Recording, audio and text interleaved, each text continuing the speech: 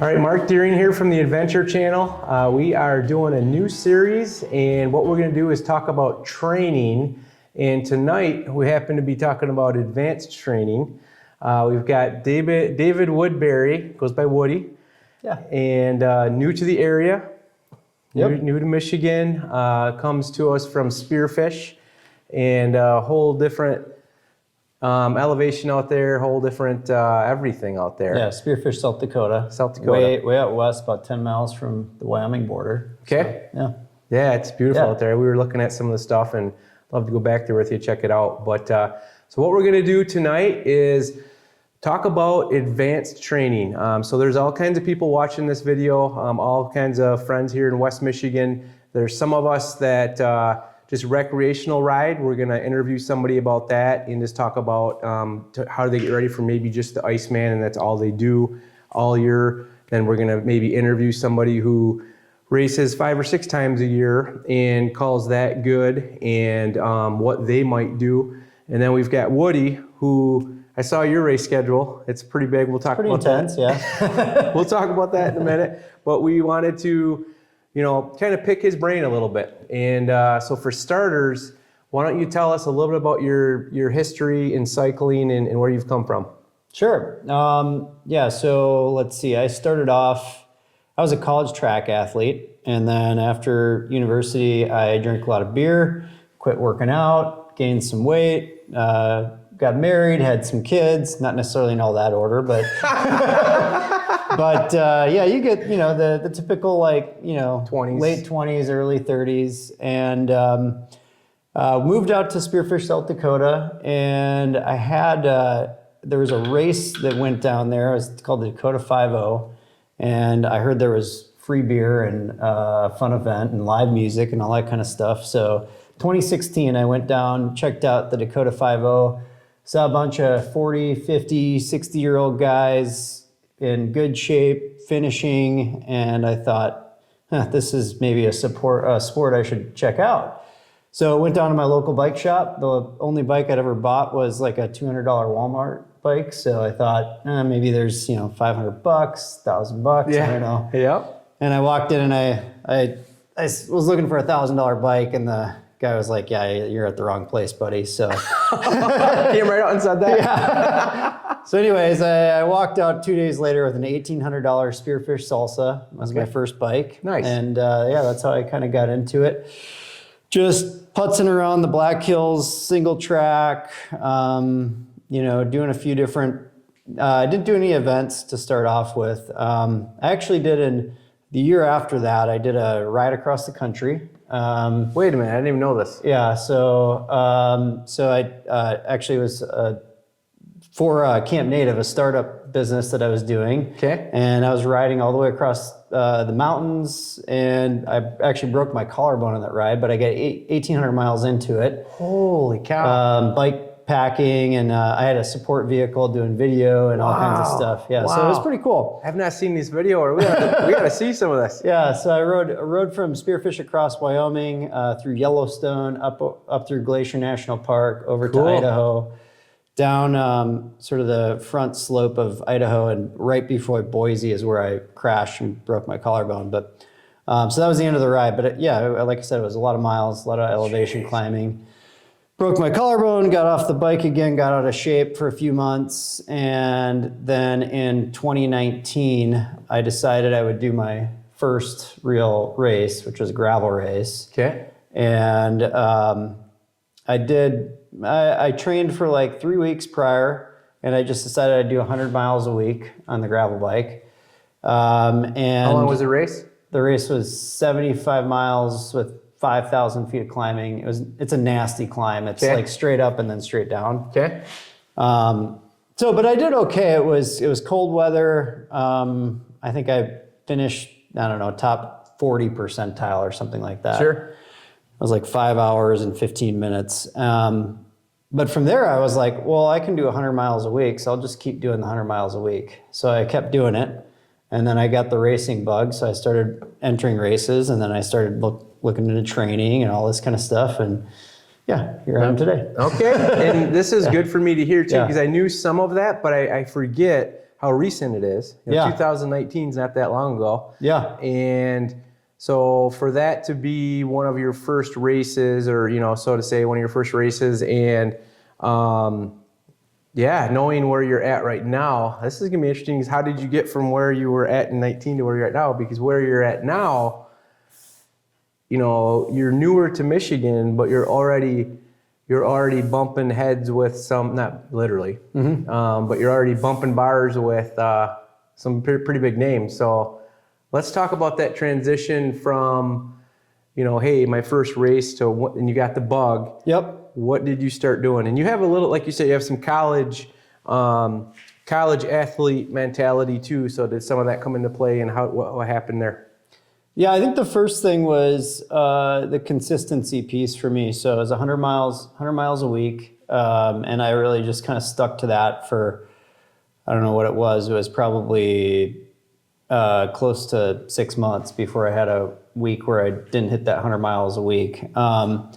And so, you know, whether it was on the mountain bike or on my gravel bike, and then, you know, I had older bikes that were, you know, $1,500, $2,000 bikes or whatever. So then I decided, well, I really like this. I'm putting the time in. I'm going to buy new bikes. And then that got me real excited. And you buy new equipment and pretty big investments. And so then you're putting a little more effort into whatever the next events are. So I started doing, I would say, like races that 2019 was more of like this, like just getting into the sport, buying some new equipment.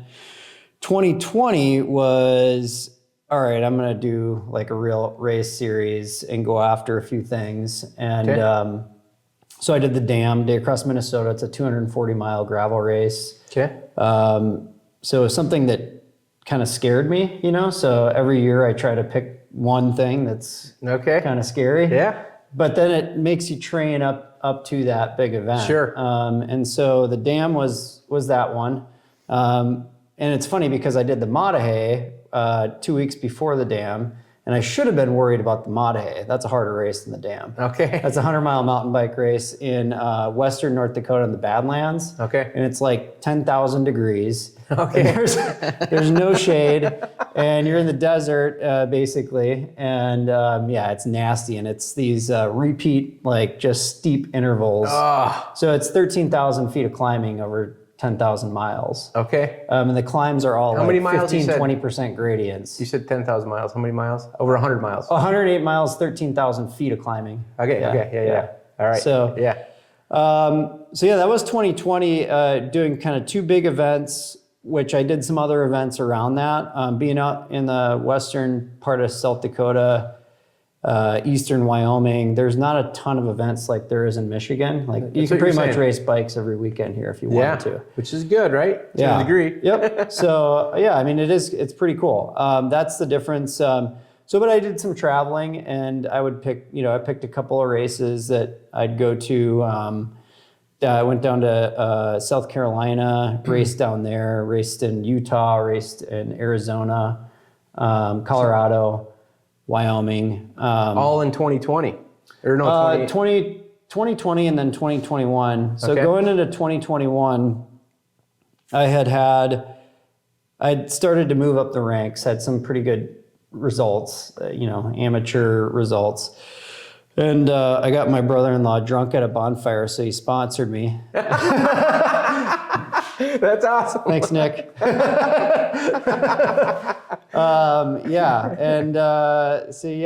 got a sponsorship, so he's paying for all these races and stuff, which was pretty cool. And so I ended up in 2021, I did, I can't remember how many races I did, but it was quite a few, like 15 or 20 maybe. From there, that's where I really started getting into like training.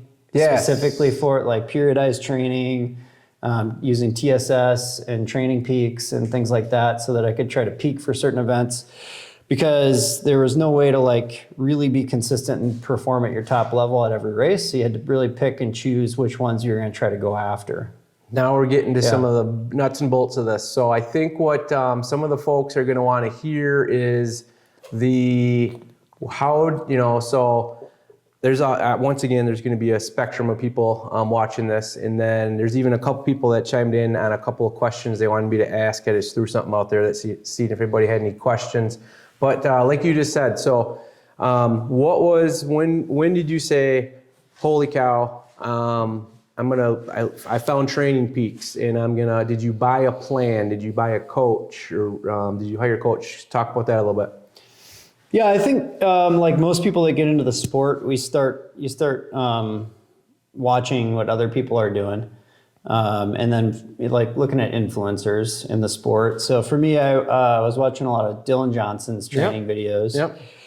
Science-based stuff. Hat backwards, Dylan Johnson. Yeah, I'm more like honestly, I'm more like backwards hat. I do some dumb stuff. But I did subscribe to his training programs. They're very structured for me. I've like going out and doing a ride and like really knocking out 8-minute intervals. Like I can do it, but it kind of, for me, takes a little bit of the fun out of it. But I bought one of his plans, never had a coach or anything like that, but bought one of his plans, and applied that, and then just did a lot of research on like, periodized training, just testing stuff out myself, nutrition. Let's touch real quick. So Training Peaks is an amazing software. It is, I think it's $9 a month for a subscription if you buy it annually or whatever. I just re-upped mine. You're motivating me to kind of get back into some training. And we'll throw some screenshots of it up, and we'll show with you can do a free version. In the free version, you can also put your own plan in, but you can't move things around. So for the $9 a month, you can get a lot more data, and you can move things around. You can buy hundreds of different training programs. There's the mountain bike prep one. Dylan Johnson has a ton of them on there. I think I have one of his. There's just all kinds of them. Highly recommend it. They're anywhere from like $50 to $100 for one of their packages. And then you get to pick when you want that package to start, or you can have it end at your A race, so to say. And so I just wanted to make sure people knew a little bit about what that was. Training Peaks. We'll talk about it and throw some screenshots, but that's really cool too. Yeah, what I like, actually my favorite feature on that is the annual plan. So as you're sitting down, like this time, I guess a few weeks ago for me, I had kind of charted out my 2023 plan to an extent, like 80% there or whatever. And I'm thinking about like what events I want to peak for. And I know now like what my TSS score should be like as I'm getting towards that event. And so having done it a couple of years, it's a little easier to like really understand the effort that you have to put in. And honestly, what this comes down to is consistency for the most people. Sure. Yeah. Sure. And the accountability. I like the accountability and the consistency. Yep. Talk about, this is where it's going to go way over my head. Start talking about some of that TSS and the other things that I don't even really know how to use in there yet. So. Okay. So TSS is total stress score, and it's based on, you have to have a power meter. Well, you don't have to, but that's how it's really, the algorithm is based off of. So, and you need to test and have a functional threshold power that you've put into Training Peaks, and FTP score is basically like a 20-minute effort, your max power, minus 5% is typically the way that most people do that test. And then from there, whenever you go out for a ride on your power meter, it'll basically give you a TSS score. So let's say if you rode your FTP for an hour, that would be 100 points. Okay. So 100 out of 100, right? Because you're at max effort, max threshold effort for that whole hour. But if you were at like, let's say 70% of your FTP, it would be like 70 points for that hour. Okay. But it kind of takes into account time, duration, your FTP, and then your effort on that ride towards that FTP. Okay. So, And then you accumulate those points throughout the week. And typically, there's two main mistakes that most riders make. And the first is not being consistent with training. So not enough days. I typically have a 6-day week. So I take one day where I don't ride my bike at all. That's the second thing that riders don't do is they don't take enough rest. They don't do enough downtime. I'm good at the rest part. So a day off and then a recovery ride. A recovery ride is like, you should get passed by grandpa on the bike path kind of deal. It's Zone really 2, no zone 1. Zone 1. Zone 1, like, double digit, barely triple digit heart rate kind of deal. Okay. Nice and easy. All you're doing is clearing lactic out of your legs. And then the zone 2 rides, like a couple of days of like bigger, like volume zone 2. So longer rides, especially like, depends on what you're training for. Around here, if you're training for like, most of the events here are going to be like the long races are going to be 3-hour efforts. And so you want to make sure you get like, at least, try to get one day a week where you're at least getting that kind of duration on your legs. But then you want 2 days that are intense and like high intensity. So a lot of times I use like Zwift racing or like right now I'm doing the fat bike series. Obviously I'm trying to do well there, but I'm using them as training days. So I'm training all the way through it. I don't taper into any of those races. Okay. Choose it as a training day. The race I did on Saturday, I had a 2-hour Congratulations, ride. I had a you did great up 2-hour there. race or a 2-hour ride right before that race. So I'm just trying to kind of taper right into it. Yeah. So to kind of recap what you're saying, and this is what you were saying to me before too, was, and it all depends on levels, right? So we're talking about 6 days a week. There's also 3 days a week, and then we'll probably be talking to folks, who recreational race and do one a year that might just even, hey, I want to get out once a week or twice a week. But there's all different levels. But we're talking about today is more of like your advanced 6 days a week. And for the 2-hour races, the 2-3-hour races here, mostly in Michigan, even gravel and mountain bike, you're talking 2 hard days, max effort kind of hard days, hour-ish. And then we're talking like an endurance pace or an endurance ride, 3-hour ride at least or so, maybe on a Saturday.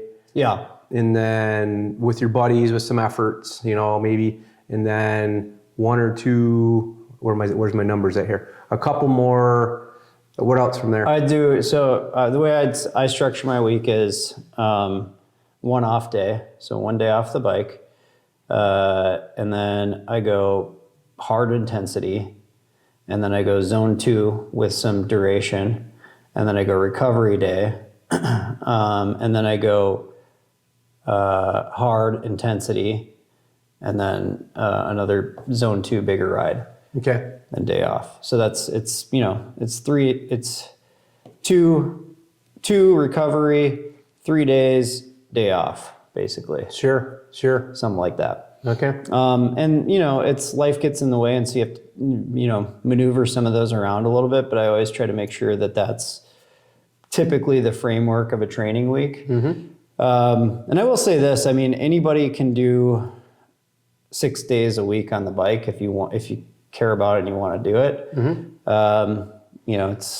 It's just get up early and get on the trainer, or get on the trainer at 8 o'clock, 9 o'clock at night. Watch a show and sit on your trainer. Yeah. So I've done that a bunch this last month. So, Yep. I will say that we were doing a winter challenge right now in our cycling team, and everybody got to pick how many hours they were going to be active.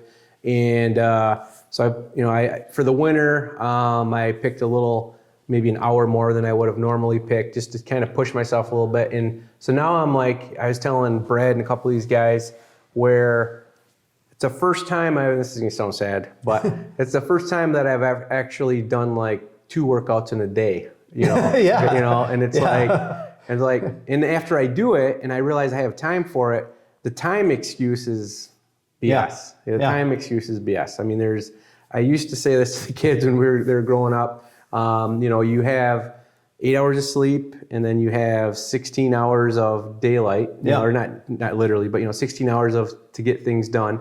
8 of that could be work, and then the other 8 is whatever you want. There's a lot of hours in the day, and so I'm kind of preaching my own choir here, and I'm starting to, after I'm doing 2 workouts a day and realizing, and I feel better. I feel better. I feel like I'm staying on top of my goal. And so that's what's kind of pushing me into this late winter, spring, in firing up the training peaks again. I did it at an okay level, like a sport okay level, and I plan on doing just a hair above that. I'm not trying to make any claims right here, but it is interesting what you can do, I guess, is my point. So I think it's much easier to be consistent than it is to actually if you're training for century races and you want to try to get those 4 or 5 hour efforts in, those are tough. That's harder to find the time to do that. But anybody can find that 45 minutes, hour and a half in a day to go have a workout. Totally agree. So there's really not any excuse for consistency other than, you just fall off the wagon with it. But yeah, I think that's how I started, was just being consistent with those 100 miles. I just rode every day, and it was those 20 miles on a gravel bike, 10 miles on a mountain bike, 25 miles on a trainer, whatever it was, and just kind of pile it up. But if you ride every day, take a day off. And I dropped 30 pounds in 6 weeks doing that. Oh yeah, you're saying, that's amazing. Hey, good segue. So let's talk about fuel on and off the bike. What has your eating habits massively changed? Are you super strict on that, or do you just what's your eating habits on the bike and off the bike? I like food a lot, and but I like to cook. Okay. And so I don't do hardly any processed foods at all. Everything's pretty much cooked from scratch. Partly that's my wife she doesn't do gluten, and she doesn't do high fructose corn syrup. So therefore that basically cuts out a bunch of the crap that's out there. Yeah, right. Yeah. So, good problem. So when I cook at home, it's all pretty clean stuff. Tonight made, hot honey salmon with wild rice. Pretty good. I didn't eat yet. Don't say that. You didn't bring me any? So, I think I try to stick to, I would say, just clean food diet where I don't eat fast food. I'm not religious about it. If I want to go eat a cheeseburger at Culver's once in a while, I will, but sure. I don't make it a habit. At work, I got a Meijer right by my office downtown, so I go there and buy salads and stuff like that for lunches. I do every year. In January, I typically on the off season I'll take some time off where I'm not really training. I still ride, but I'm not riding the same volume or really paying attention to my TSS and all that kind of stuff. And I'll always add about 10 pounds, it seems like, during that off season. And so in January, I've typically done a 21 day where I do no alcohol, and then I do keto. Okay. And and then I ride. Okay. And if you do that, it just sheds the weight. Right off. Yeah. Is keto? I get those all mixed up. Is keto the one that is heavy in fats? No, that's. It is.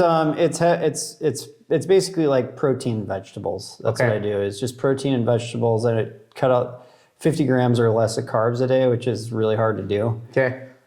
It's hard to do that and still but I usually do when I'm doing base training, which is zone 2, so you're not really doing really hard efforts. But I have gotten pretty bonky on the bike on that diet, so I wouldn't recommend trying to do it and then train really hard. Sure.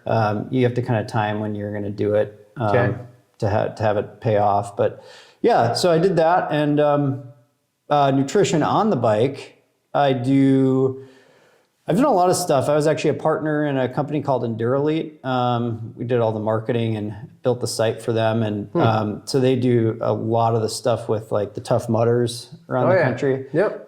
Company got acquired a couple of years ago. But that was partly what got me into the sport, was being around all these nutrition and high performing athletes. And so I do pay a lot of attention to like carb. You need so many grams of carbs when you're riding your bike hard. So how did you figure all that out, or just by trial and error? My buddy who was the founder of EndurElite, he's one of the top sports nutritionalists in the country. Dialed you in. And so he dialed me in with like what was appropriate for my body size and my efforts. And so, so I've got some pretty carb heavy beverages, a little bit of caffeine when I'm riding. And then I have trouble eating when I'm on the bike. So I know like some people will eat bars and like blocks and stuff like that. I can't, I'm just like totally in the zone and can't even hardly chew anything. So, I try to consume most of my calories through liquid. So that's where carb beverages, and then cramping. I've had lots of problems with cramping in the past. And so I actually use Element Tea for that. I found that to be, it's a really salty, magnesium rich, what's it called? Electrolyte. LMNT. So it's like Lance Armstrong is always pushing that on his podcast. Gotcha.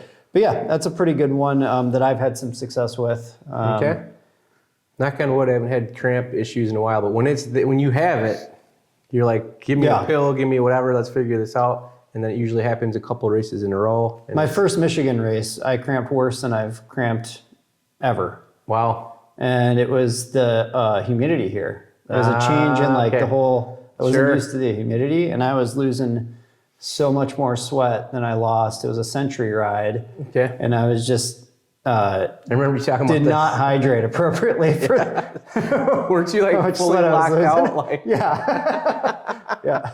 Oh, that's no fun. That's no fun.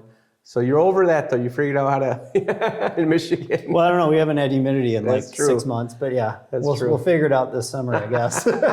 Let's double the intake of fluids. So let's see here. I've got so Training Peaks. You use Training Peaks. You use a power meter. Do you use a power meter on gravel and mountain?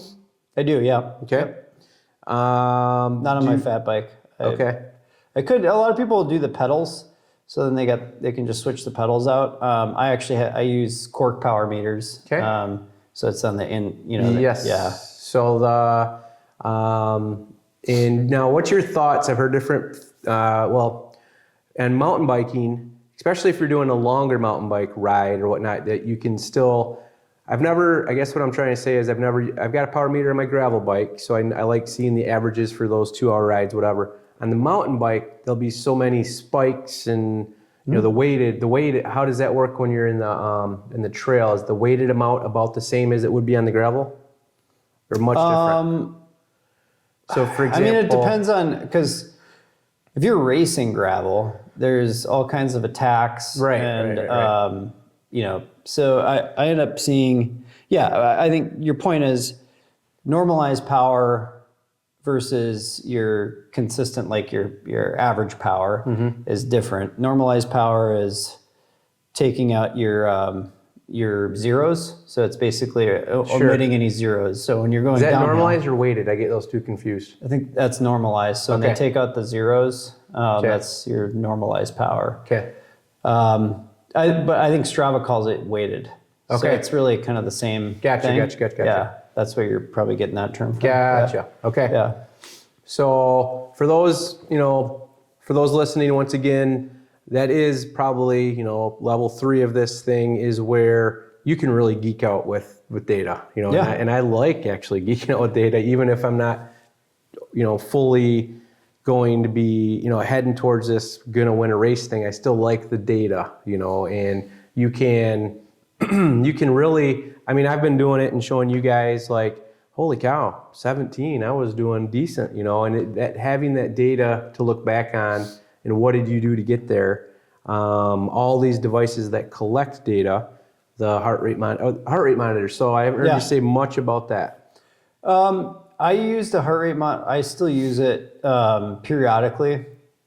I don't as much anymore, and mainly it's because I have a really good sense of like how my body feels after putting in, I don't know, 1,500 hours of training the last 3 years. Yeah. So it's not that I don't need it, but I feel like a zone 2 ride, I just don't, I don't really need to see what it is. I will race with it typically, just because I know, like, from a cramping standpoint, if I get up into that, for me, 165, 170 or above is for any like long period of time, and I'm going to be in trouble from a cramping standpoint. Okay.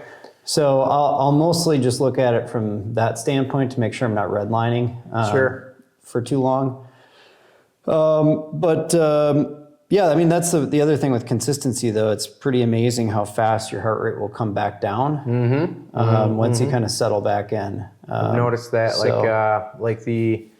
I've noticed that, you get faster up the hills and then you recover faster, at the top of the hill to where you can get right back to full gas, like sometimes immediately. So yeah, that makes sense. Like, I don't use a power meter on my mountain bike because I thought it would be just sporadic data, but maybe not. So I just use heart rate on the mountain bike, and that's my tack, so I know in a race, take off the first couple miles where I'm hitting, my 175 or whatever, 10 of that is nerves. I can talk myself out of the nerves, and then I can even say if I'm at 155 and I shouldn't be, which I should be at more 165, I can say, oh, I feel like I'm pushing it in fatigue, but I've got a little more tack in my tack. And so I think no matter what you're measuring with, if you're going to do it at the sport and above level, having these measuring devices and something that you can keep consistent with is key. I went last year with no heart rate monitor, and like I said, I don't have a power meter on my mountain bike, and I'm like, I'm going to go completely by feel and whatever. I think I did. When I started putting the heart rate monitor back on, I missed knowing what I was doing. Yeah. So everybody's probably different on that, but I just kind of missed, I could talk myself into that was a hard effort when it probably wasn't. Yeah, for me, it's actually, so power is really where I geek out on now. And not having it on my fat bike like last weekend, Matt Acker had 335 watts average for an hour and 45 minutes. I think I was 10 minutes behind him in fourth place. But I was really curious at what I had held for my own power. And I didn't have power meter on my fat bike, but I knew my heart rate, like I was at 152 average or something like that. So it was well within a zone. I had more to give, but it would have been nice to know like what the actual power was. Sure. So I don't know. We'll see what I can do at Vasa this weekend. Cool. Yeah. Looking forward to that. Yeah. Definitely looking forward to that. So let's see here. Is there anything looking back, kind of a weird random question, is there anything looking back that you wish you would have known earlier, switched to earlier? I mean, now that I say that, 2019 wasn't that long ago. So, I mean, if we were talking 10 years ago, like I would probably, for me, I've been doing this, for 12-ish years, and I wish I would have got some of that data stuff earlier. You know, but is there anything looking back that you could think of, or that you would give advice to somebody who was thinking about taking it to the next level? I mean, I would get a power meter. I've never regretted that purchase on both my bikes, honestly. Like even peak to peak on the mountain bike, because in training peaks too, getting that, because it gives you your peaks, which is like your 60-minute power, your 30-minute power, 20-minute power, 5, 10-minute power, 5 second, I mean, all the way down. And so you can really look at like, oh, is my sprint performing well? Is my 20-minute power performing well? How was my 60-minute? And, now a few years into it, I always want to try to beat like my last year's, and I keep getting older and more gray hair, so eventually that's going to stop. But I heard that when we retire, we get faster. Yeah. Is that true? I don't know. Yeah. More time? I don't know. So yeah, I mean, I think looking back, I probably would have got the power earlier, and I probably I would have learned how to like. Just subscribing to a training plan to start off with and understand, days to take off. Like rest is as important as a hard training day. So just understanding like that cadence earlier on, I think would have made a difference, like in maybe my 2020 season. Sure. As I was kind of coming into that, but yeah, I'd say that's probably it. Yeah.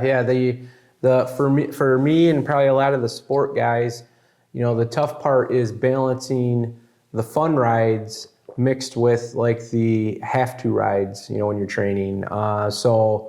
We do our Thursday mountain bike ride in the summer, and we started that Tuesday ride out here, which turns into a workout ride for me and a lot of people, which is nice. But then our Thursday ride is with the buddies. So then you have to start to get a little more strategic, where if you're like, okay, am I going to show up early or stay later and do that third lap? Or you have to, when you start doing things like that, you just have to, you don't want to lose the fun. You don't want to lose the camaraderie, the fun, all of that. I don't, that's like a big part of it for me. But then you have to just be a little strategic on, maybe your Thursday night ride is your casual ride or something, and you have your efforts on different days. But like you're saying, in Training Peaks, you can move those things around. You can, if you miss one, you get sick, you had something happen with the kids or something, you can move that around. That used to wear on me when I did lumberjack and just having to, like, you had those 4-hour rides, 5-hour rides you're supposed to do, and something came up where I couldn't hit those. I hate that feeling. Yeah, like you didn't put in the work. Yeah. So that's where, there's no excuses for the 2-hour stuff, 3-hour stuff. You can fit an hour in here and there and figure all that part out. But yeah, I wish I was like an early morning, like some of those guys that can like get up on the trainer and like crank out 3 hours at 4 o'clock in the morning. Yeah.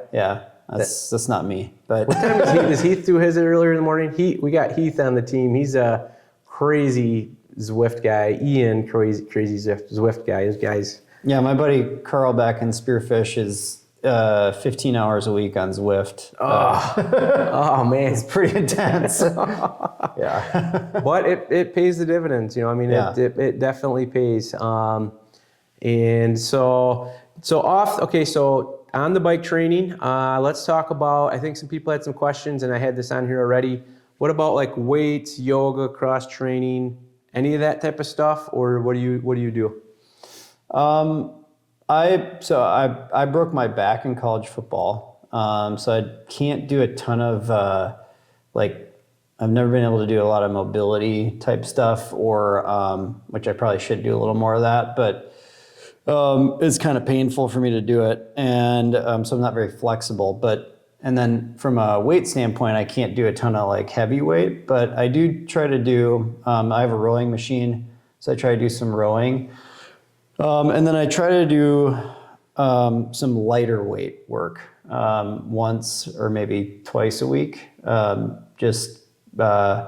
maybe do, like, if I'm doing a 10-hour week, I'll probably do 9+ hours on the bike, and then an hour of cross training where it might be some weights, some rowing. Okay. That's typically the two things I end up doing. So, okay. Yeah. Just look down here.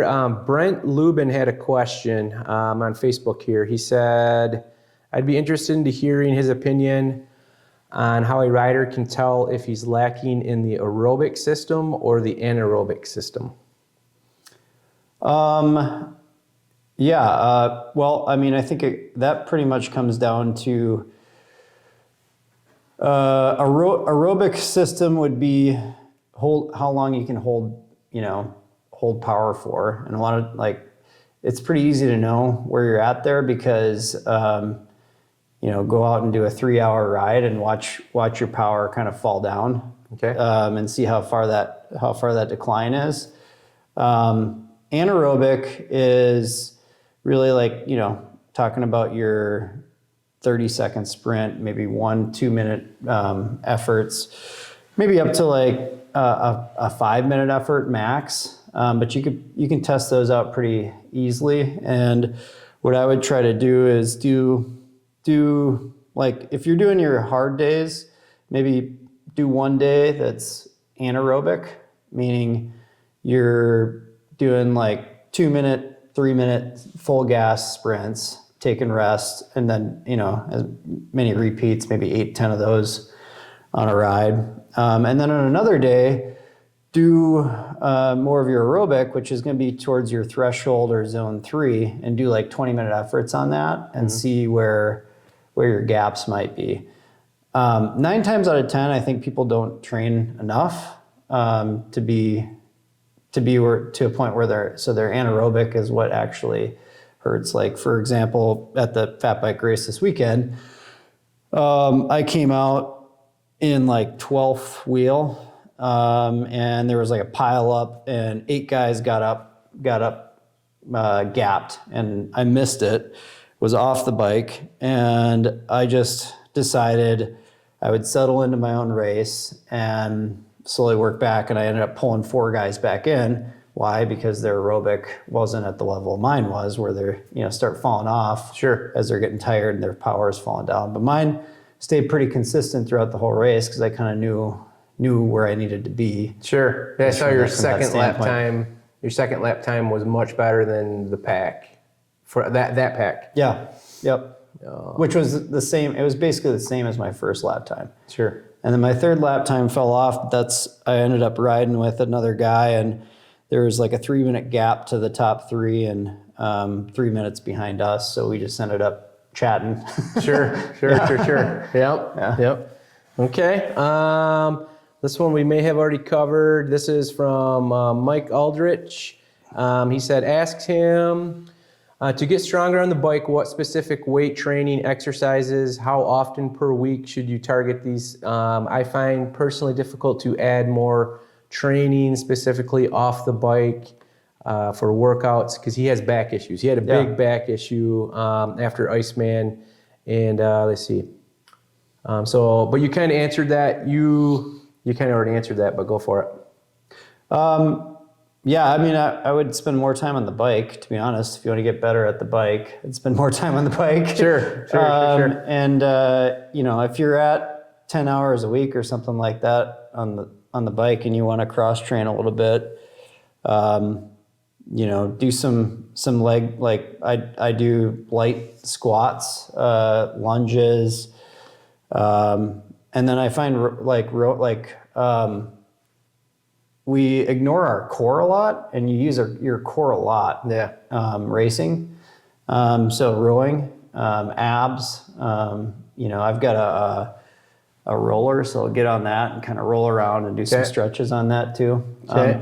But the other thing is think about your form too. We're always up like this on the bike, and so that's why I like the rower, because it's almost a reverse.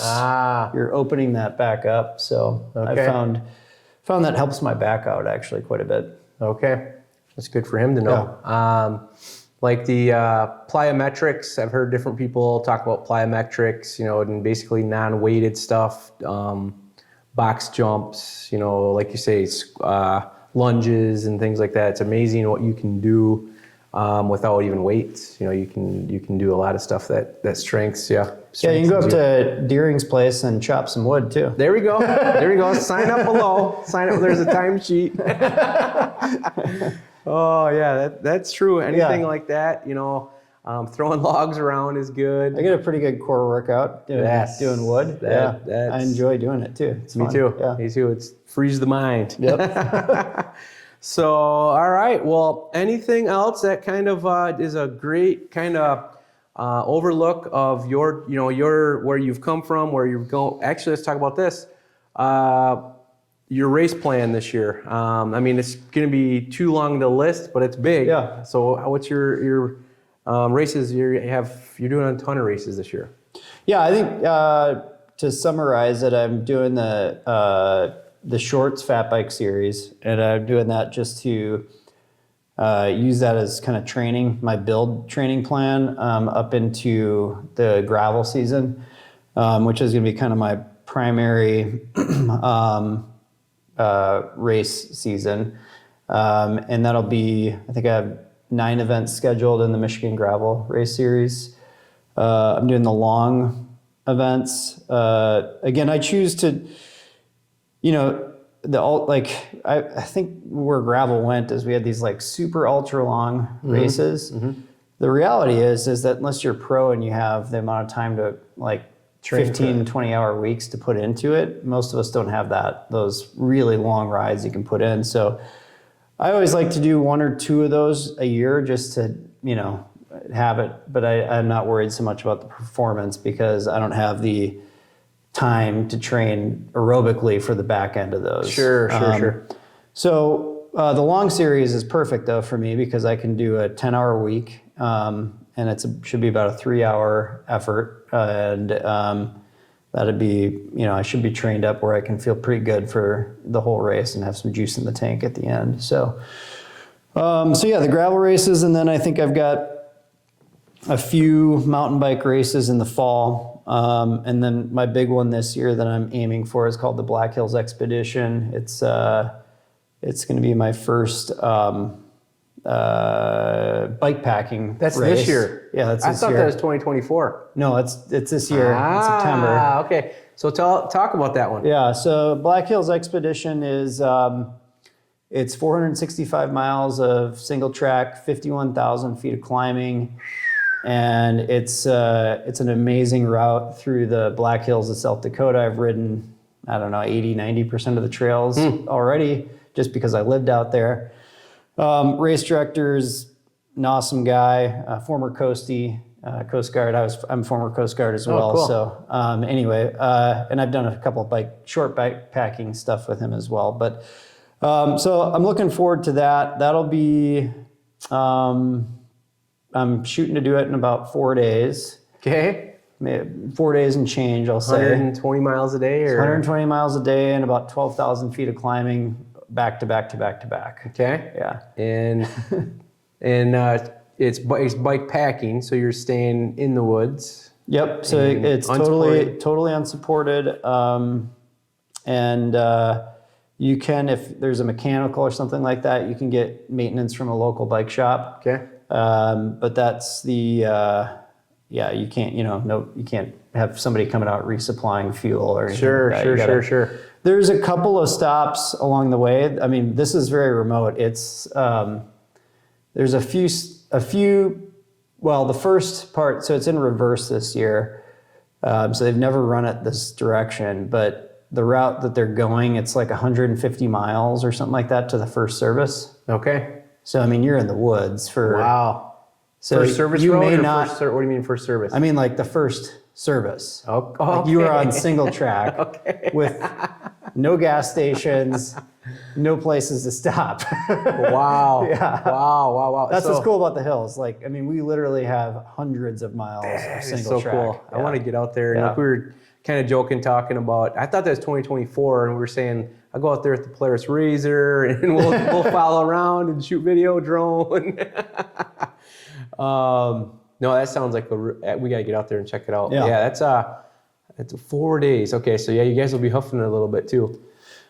Yeah, so usually the winner comes in at 4. The record is 3 days and 9 hours. Okay. So, but that was, every year they lengthened the course. So that was on a 440-mile course. That makes it interesting, right? So for the record.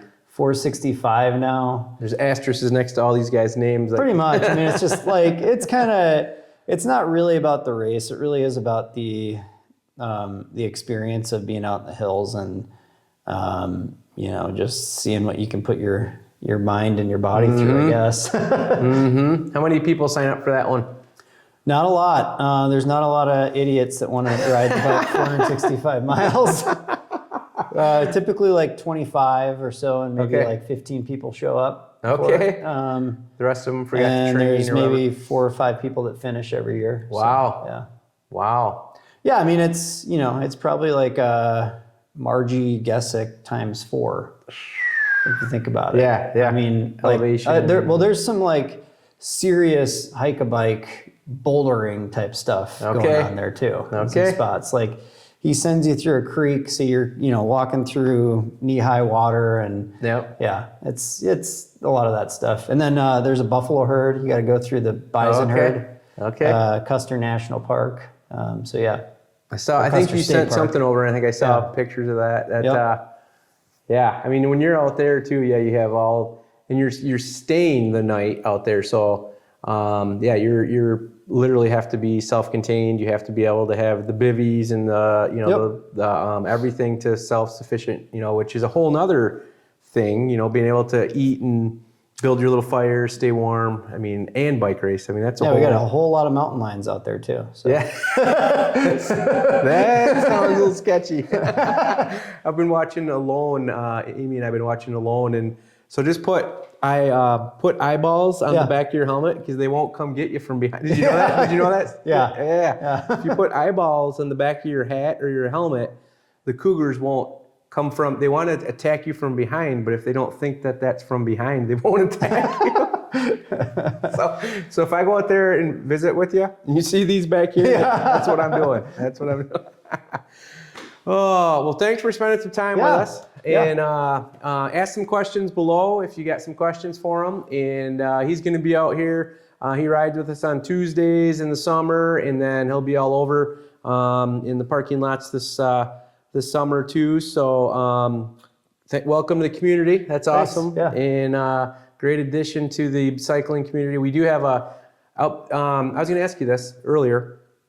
You have heard of like Barry, Roubaix, and Iceman and all that before you even came here. I did, yeah. So I think, Michigan has is known, I would say, nationally for those races. From the gravel series, I think Barry Roubaix is one of the top 20 races in the country. I'd say that people know about and want to go out to. I don't know what the attendance. I think the attendance is maybe somewhere close to top 10. 4,000, I think. 4,000 that might be it might be one of the top ones in the country then for attendance wise. It's huge. I don't know what Unbound and all that. Unbound, I think, was capped at 2,500. I want to say something like that. There's a couple great races, and I would say that culturally here, the riding's very different, but there is a bigger community here. There's more riders, more people care about riding here. Cool. Real diverse skill set where out in the hills there's just not that many people and everybody's pretty intense. Sure. Where there's maybe 100 guys in a parking lot here and there's all different levels. Out there was 10 guys in the parking lot, but 8 of them were. Pretty much. Okay. Yeah. Yep. That makes sense. Yep. That makes sense. Yeah, we've got a great community here, and I just heard some more stuff even today on what's going on with more trails, and we're not quite a Bentonville or anything crazy like that, but it's growing, and there's a lot of funding going around for stuff like that. So, well, thanks for spending some time with us. Subscribe, ask some questions below. We got 2 more of this style series where we're going to have like a sport rider talk about what they do. And then I got another idea that I won't maybe say on camera, maybe I will say on camera.